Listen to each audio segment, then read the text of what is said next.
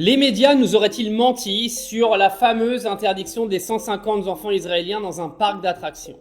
Alors on va en parler de façon totalement objective, je vais vous donner des faits, maintenant vous en faites ce que vous voulez, mais paraîtrait-il que le parc aurait été fermé donc ce jeudi 21 août pour raison météorologique.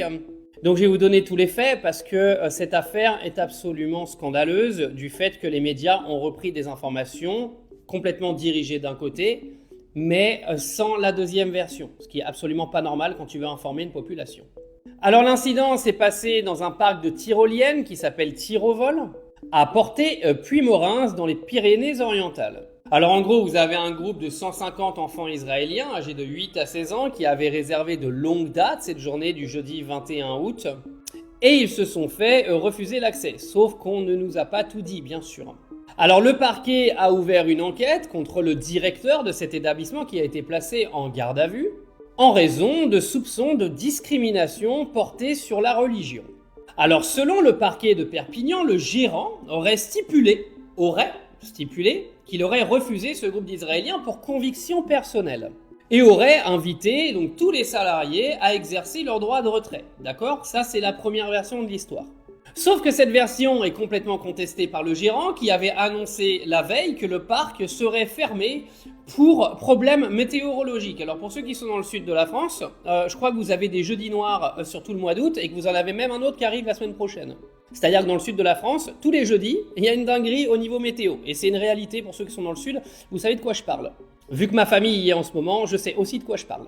Donc on a deux versions. On a la première version qui dit que ça a été refusé l'accès pour des raisons de conviction personnelle, d'accord, qui sont démenties aujourd'hui par le gérant qui lui a dit avoir annoncé la veille que le parc serait fermé pour contrôle des installations suite à des problèmes météorologiques. Je rappelle que c'est un parc de tyroliennes, d'accord, des tyroliennes. C'est-à-dire que s'il y a un problème météo et qu'il y a un possible endommagement des installations, c'est la vie des enfants qui est en jeu. Faut pas oublier non plus. Il y a déjà eu assez d'accidents dans des parcs d'attractions pour que les gars fassent des vérifs quand même. Alors si on reprend les faits, ce qui est avéré, c'est qu'il y a 150 enfants israéliens qui ont vu leur accès refusé. Ils ont été escortés vers un autre parc d'attractions, ça c'est un premier fait. Le deuxième fait, c'est que le gérant a été placé en garde à vue. Pour l'instant, il n'y a pas de jugement. Il est juste placé en garde à vue pour être questionné. Le parquet, lui, fait état d'un refus pour conviction personnelle, qui n'est absolument pas prouvé pour l'instant, et lui, le gérant, dit qu'il a refusé parce qu'il a fermé son parc pour des problèmes météorologiques. Mais ce qui est assez extraordinaire, c'est que les médias, pour l'instant, alors qu'il n'y a aucune vérité qui est sortie de tout ça, nous a fait croire que le gérant du parc est un antisémite, que toute la France est antisémite et que ses enfants ont été refusés car ils sont israéliens. Sans aucune preuve aucune, parce qu'aujourd'hui, il n'y a rien qui dit que le gérant de l'établissement a refusé les enfants pour raison de conviction personnelle, parce que ça, ce ne sont que les dires de la CRIF et du parquet, naturellement, et que pour l'instant, il n'y a rien qui a été jugé.